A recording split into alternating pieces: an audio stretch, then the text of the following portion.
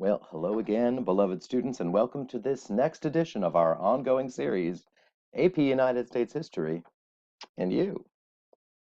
As winter inevitably turns to spring and March Madness inevitably gives way to opening day of the baseball season, one thing is true. Time keeps on slipping into the future. You can probably already envision your summer vacation, a well-earned respite after a long and grueling year. But imagine how much more joyful that summer vacation will be if you get your AP exam score back and it's a 5. As William Clark recorded in his journal when the Lewis and Clark expedition finally made it to the Pacific, ocean in view. Oh, the joy. Yes, oh, the joy. Surely they felt a bit of what you will feel if you manage to close the deal and crush and melt your AP exam. Doing so, of course, requires you to ignore the fact that time keeps on slipping into the future, and instead focus on the past, if only for a few more weeks. In this case, the past we need to focus on is not so long ago, but tremendously consequential to the world that we inhabit today. The modern civil rights movement. Now, right from the start, you might ask yourself, why is it called the modern civil rights movement and not just the civil rights movement? And you've asked yourself a great question. In truth, civil rights as a concept cannot be summed up in this one picture, no matter how awesome it might be, any more than it can be encapsulated in one movement or one moment. The fight for women's rights took centuries, had many ups and downs and highs and lows, and it's still ongoing. The LGBTQ plus community has been fighting for their civil rights for decades and decades, striving for acceptance and tolerance and eventually equality. And they're not alone. Immigrants, migrants, ethnic and religious minorities, they've all been struggling for a fair shot, for the same opportunities that the United States has been promising people since the founding of this country. Or, as the Reverend Dr. Martin Luther King Jr. stated on the very day before his assassination, all we say to America is be true to what you said on paper.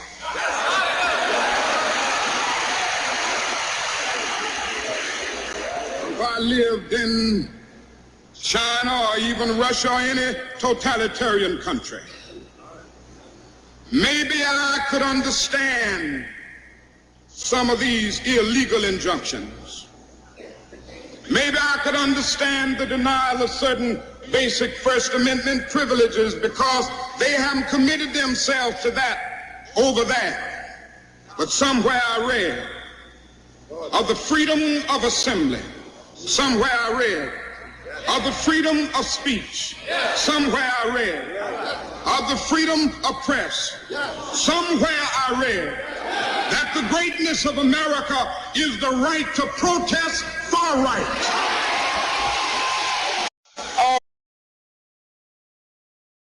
indeed, the fight for civil rights is not just about one community or one moment in time. It's an eternal struggle to make the United States live up to the ideals on which it was founded: equality of rights, liberty, and justice for all.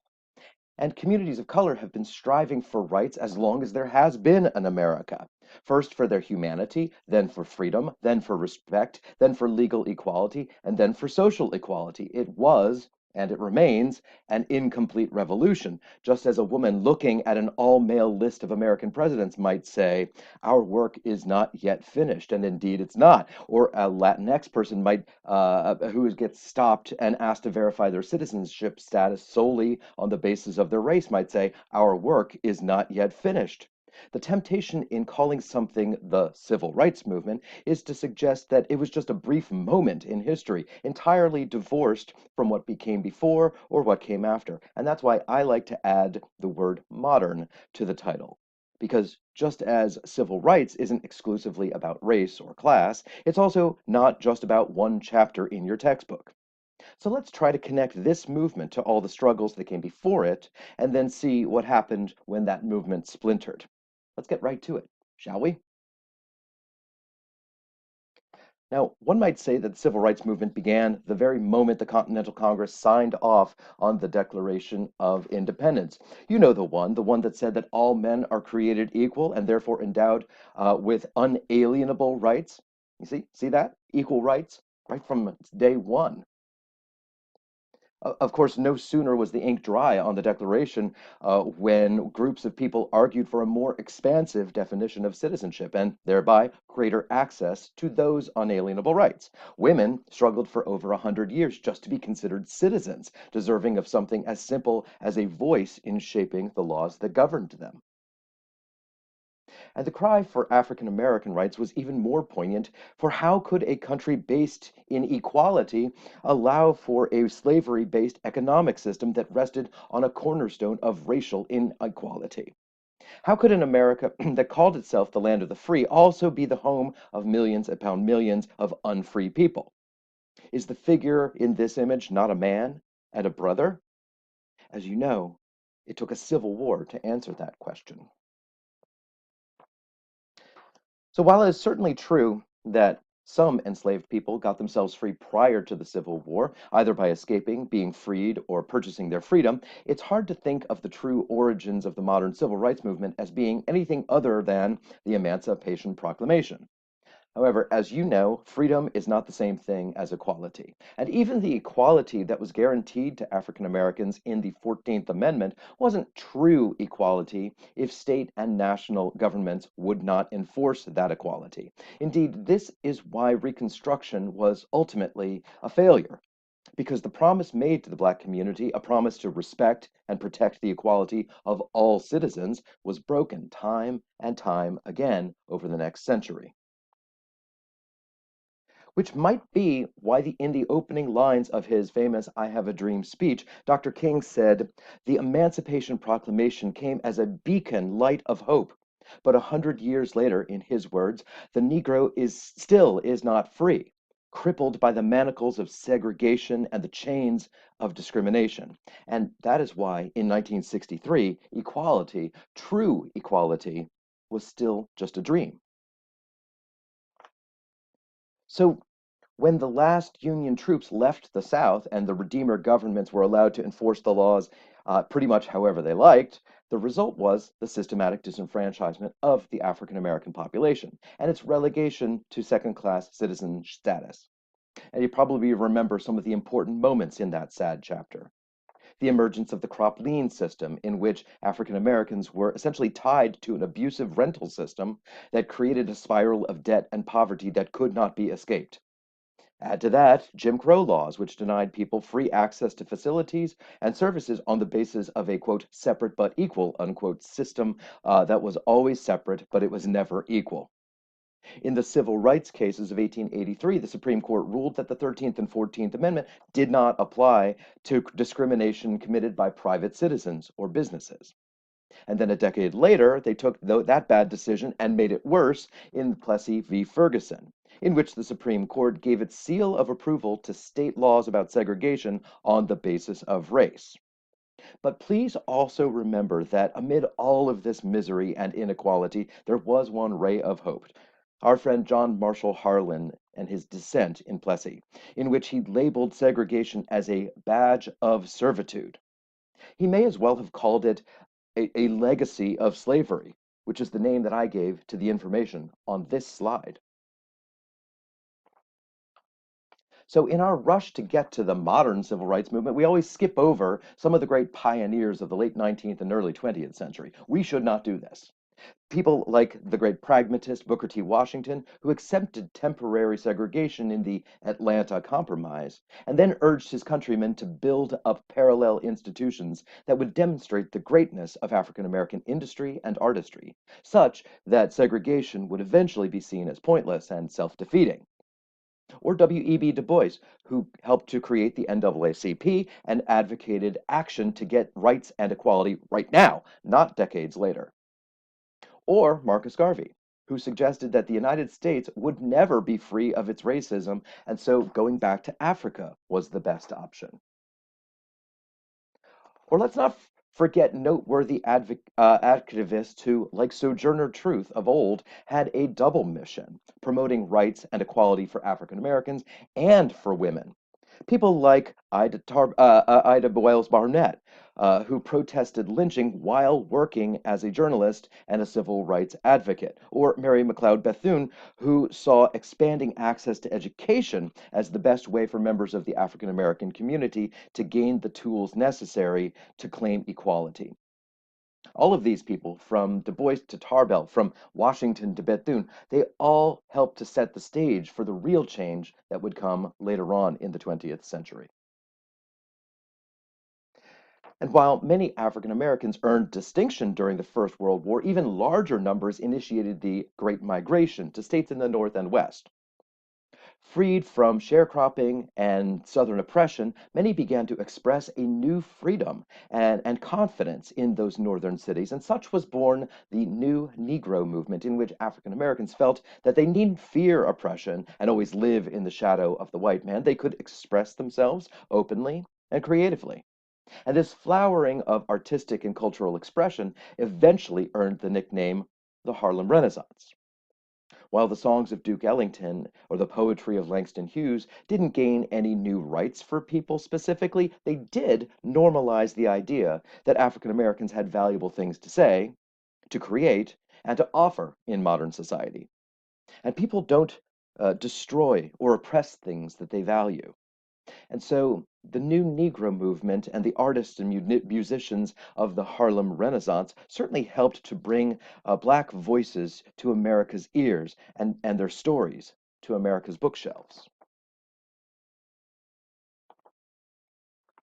But as I mentioned in a previous presentation, the modern civil rights movement really had its origins in or at least the most immediate origins, in the Double V campaign of the Second World War. That is, fighting for victory against fascism abroad as a means of fighting for victory against racism here at home. We couldn't fight master race theory in Germany and then just accept it in Georgia. We had to fight a double struggle for victory over here and over there first, and then over here next. And African Americans served with particular valor during the Second World War, as you know, despite the fact that they were fighting in segregated units. And perhaps this explains why President Truman ordered the integration of the United States Armed Forces in the late 1940s. And if you thought it was surprising that an old traditional institution like the military could be a leader in civil rights, what about baseball, which is in many ways even more old school and even more traditional?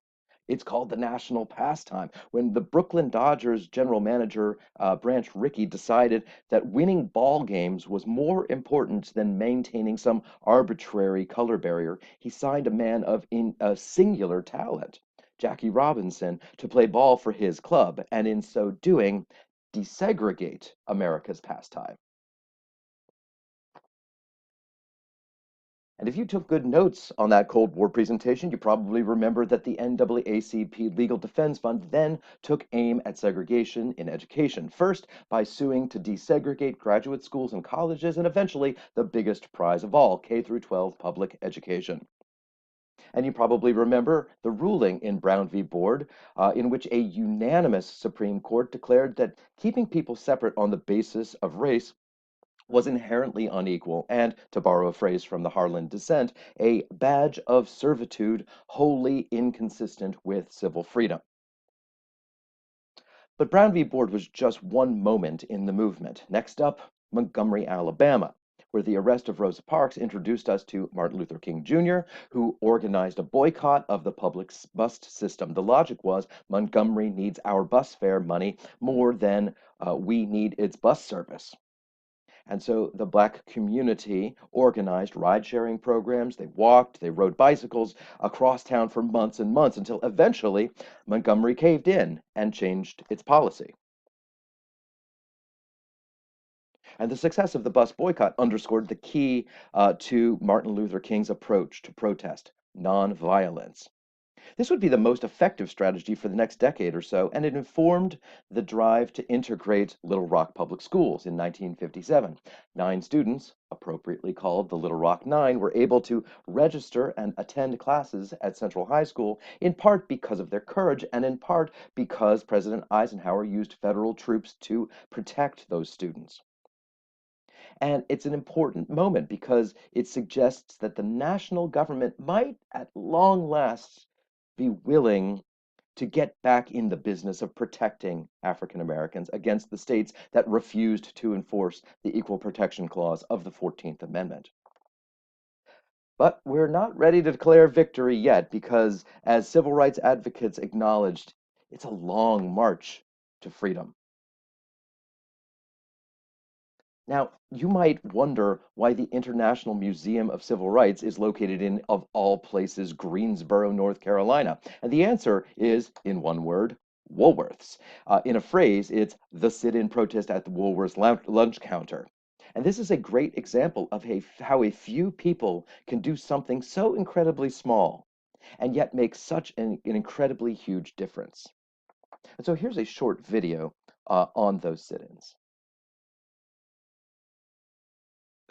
That lunch counter has been called the most famous lunch counter in American history. Is that fair? Oh, I think it's absolutely fair. There is no doubt in my mind that this is one of the most important moments in 20th century America. It is the lunch counter that really sparked a revolution. The Greensboro lunch counter is a wonderful example of something that on the surface seems innocuous. And yet, by the way people reacted to it, by the way people used it as a tool to change America, it's one of the most important moments in the 20th century. So for people who don't know, tell me the story of that lunch counter. So it is 1960. And we're only 6 years away from the Brown versus Board of Education, 5 years from the Montgomery bus boycott. So the civil rights movement is on everybody's mind. But they're still struggling to figure out what are the strategies to confront Jim Crow segregation. In February 1960, 4 students from North Carolina A&T said, you know, one of the ways to do it is to demand desegregation by sitting in at the Greensboro lunch counter. And these lunch counters, like hotels and buses, were segregated. And so the notion was that if these students could sit down, they weren't sure what was going to happen, but they thought they would at least strike a blow for social justice. So tell me the progression here. That day, the 4 of them, what happened the next day and the next day and the next day? What happens is that the 4 sit in, and in essence, they're ignored initially. And they come back with different iterations, and it suddenly becomes a movement that people from other parts of the college begin to say, all right, we will now sit in. And what happens is that gets picked up by the media, and it's seen as one of the strategies. Remember, this is 1960, so you're just now on the cusp of the Freedom Riders, people riding buses to fight for desegregation, and suddenly people saw attacking lunch counters, Woolworths and others, as really an effective tool. And so what this does, it launches hundreds of sit-ins around the country, especially throughout the South, using this as a tool to get media attention, to demand that change occurs. And so this lunch counter, this simple lunch counter, really was the spark that launched the revolution. Woolworths were different in different parts of the country. So in much or even most of the country, Woolworths lunch counters were desegregated. What Woolworths said is that they would follow the local custom. So that if you were in places like Newark, New Jersey, or that the custom was people could sit at the counter.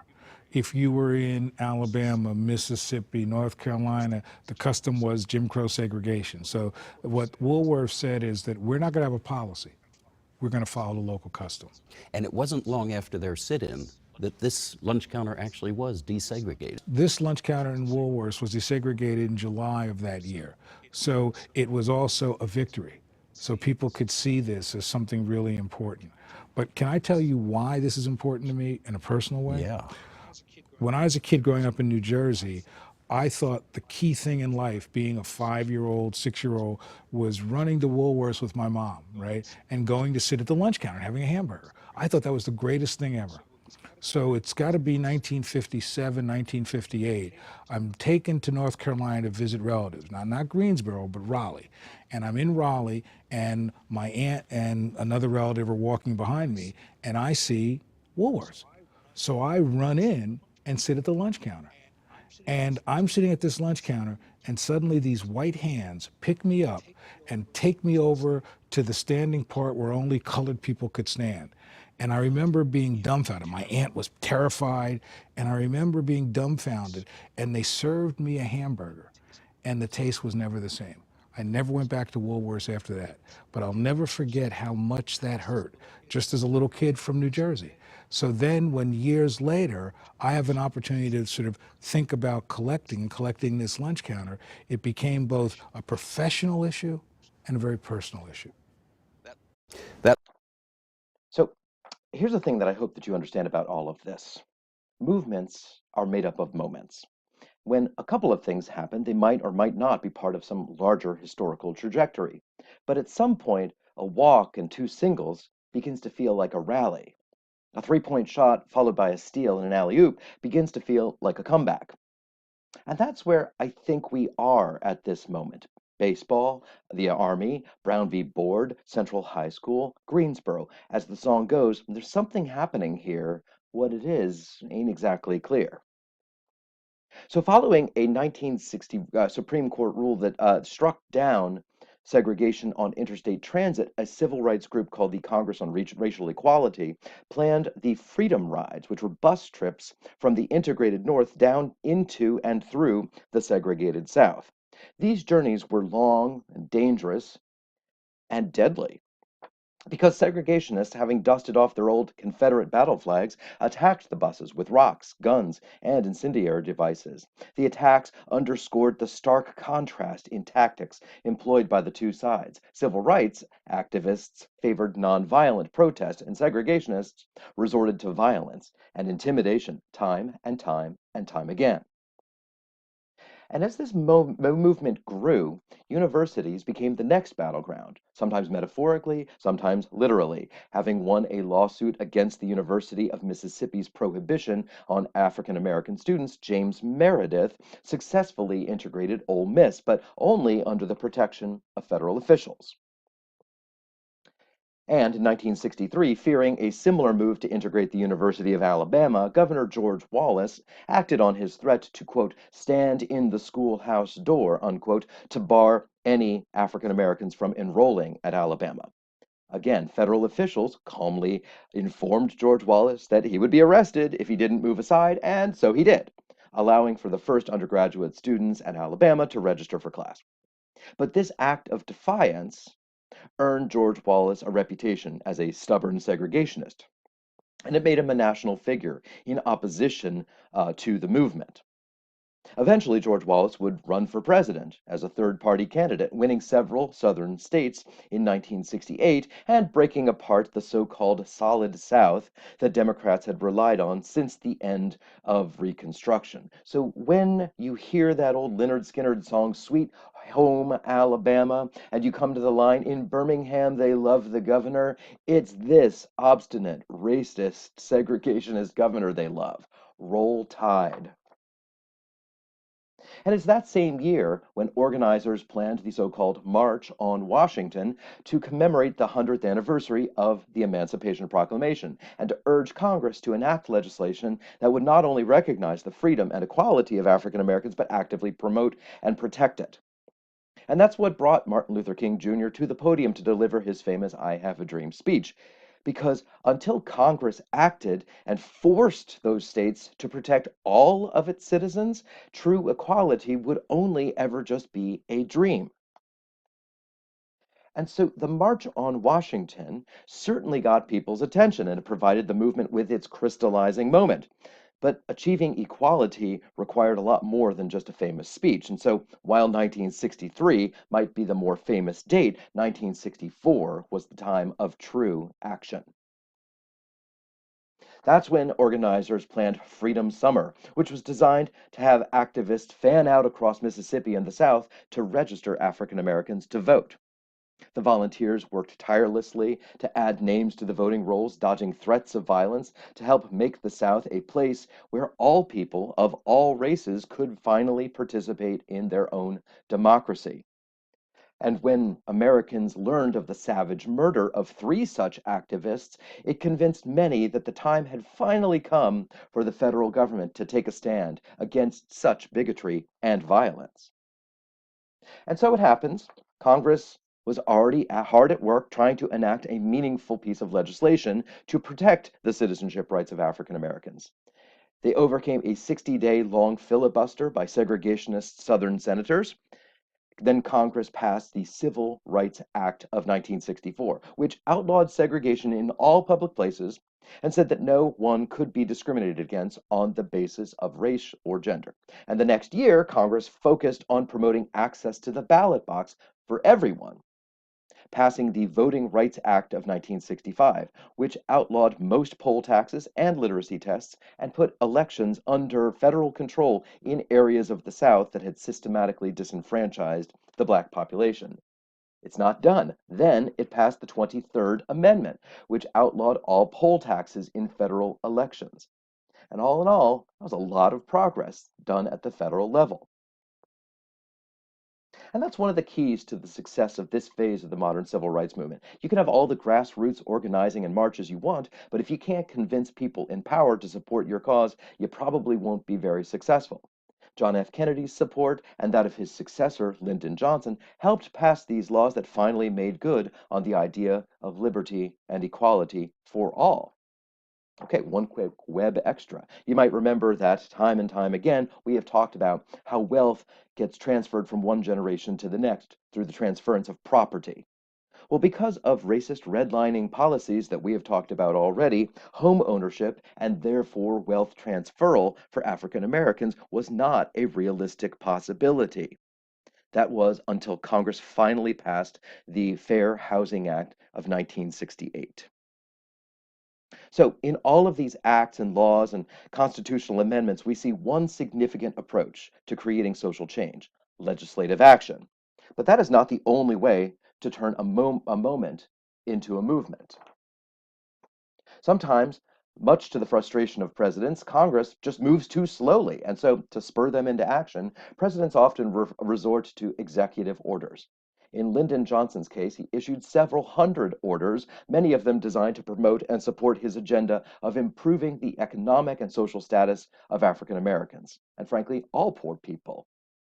He was instrumental in creating the Affirmative Action Program, whereby everything from job opportunities to government contracts were restructured to promote greater diversity and opportunity to those who had been not denied those opportunities so much over the years, which had kept those people in a state of poverty. It is all part of what LBJ called his, quote, unconditional war on poverty, in which he called for billions upon billions of dollars to improve public education, public housing, public assistance, including welfare and food stamps for the poorest citizens, many who were African American. And as was the case with Congress, support from the top didn't replace the need for grassroots organizing, but it certainly helped those organizers to reach both their short and their long term goals.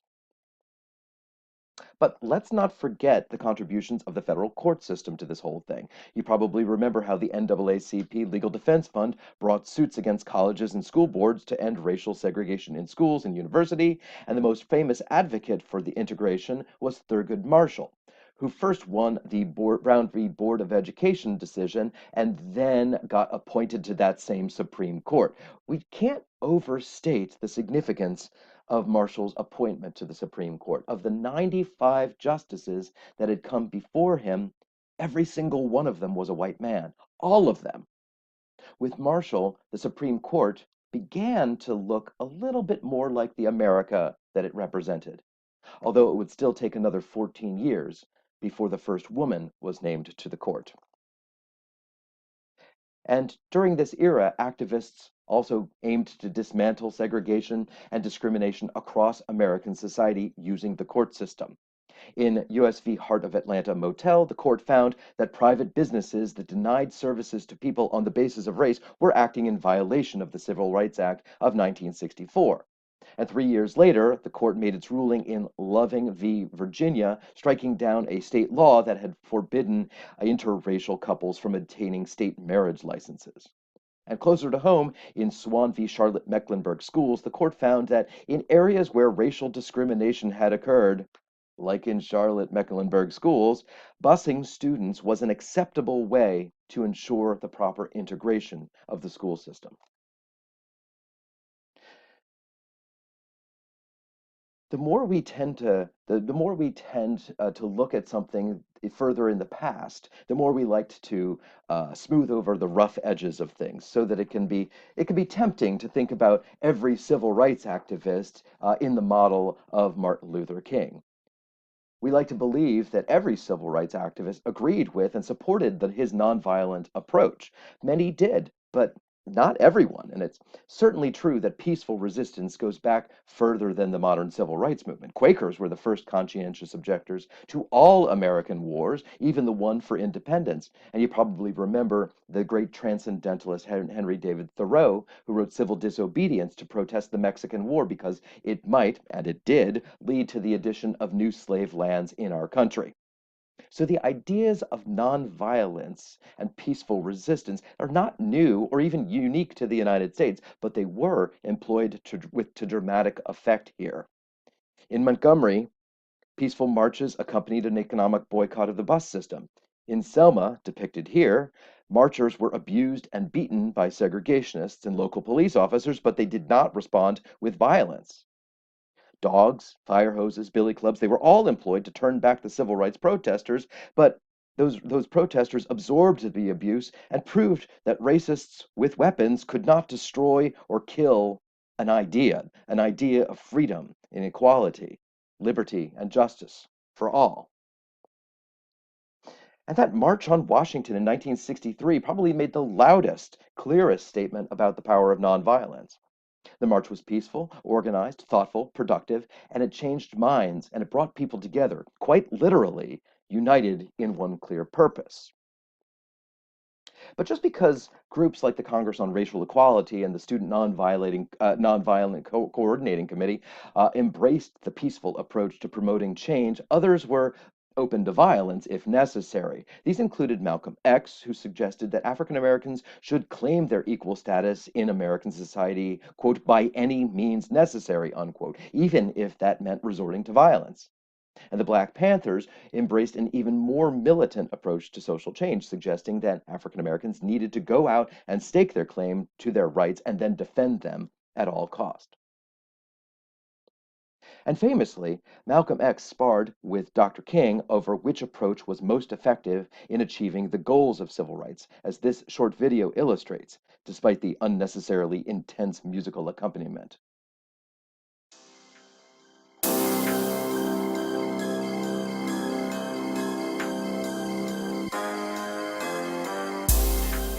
The white man pays Reverend Martin Luther King, subsidizes Reverend Martin Luther King, so that Reverend Martin Luther King can continue to teach the Negroes to be defenseless. That's what you mean by nonviolence. Be defenseless. Be defenseless in the face of one of the most cruel beasts that has ever taken the people into captivity. That's this American white man.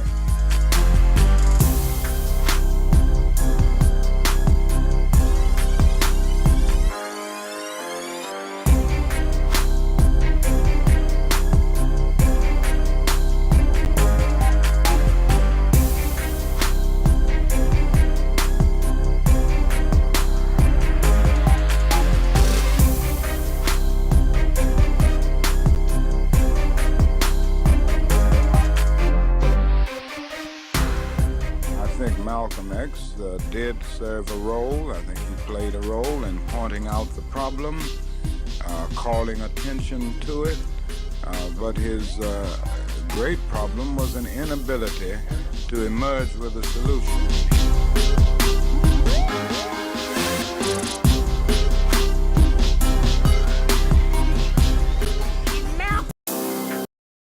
I like that music. I don't know how you feel about that. So, of course, both Martin Luther King and Malcolm X would be victims of violence, and their assassinations would be part of the reason that the civil rights movement began to splinter by the end of the 1960s.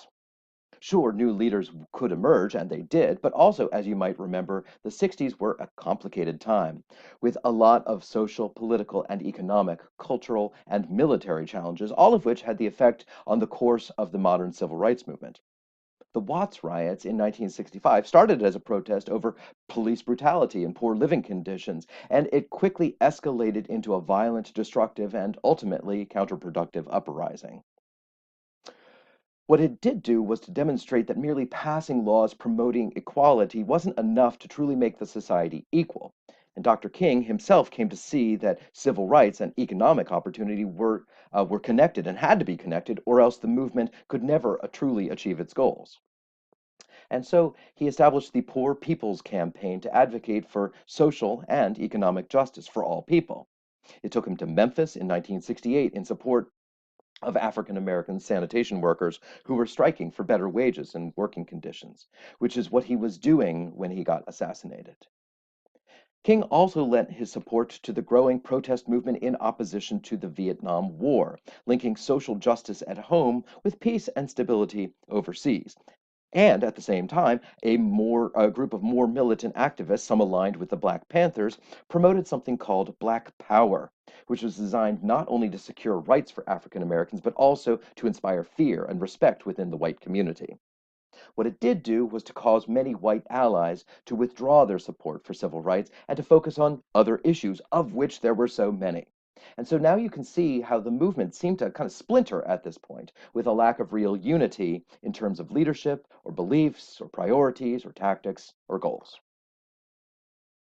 So if this is where we must leave the modern civil rights movement, and it is, what can we say that it accomplished? Well, it's complicated. Most assuredly, the movement helped to convince all three branches of the federal government to support and protect civil rights for African Americans. In addition, it led to the removal of impediments, both legal and social, to equality. And lastly, and no less importantly, it inspired other groups to speak up and speak out, advocating for their rights, freedom, and/or equality. These groups included women, whose fight for rights had run along a parallel path with African Americans for over a century, as well as the LGBTQ plus community, migrant laborers, Chicano and Latinx advocates, Native Americans, as well as those who supported rights for immigrants, refugees, and those undocumented dreamers who had been brought to America as children. But of course, the movement wasn't a complete success, as the lack of unity I mentioned earlier had the effect of weakening and diminishing the overall effectiveness of the movement. And the inability to sustain the movement into the 1970s meant that many of the social and economic gains that had been made over the years tended to stall and stagnate, which explains in part why the 21st century, many members of the African American community still find themselves looking forward to a time when are able to achieve true social and economic equality to go along with their legal equality. And so it feels a little unsatisfying to end this presentation on that note. But like so much of American history, the fight for civil rights is still a work in progress. So here, please enjoy this last image of that crystallizing moment of the modern civil rights movement. May it encourage you as you continue your studies and prepare for the AP examination. Thank you for joining me on this journey, and I will see you on the other side of the screen.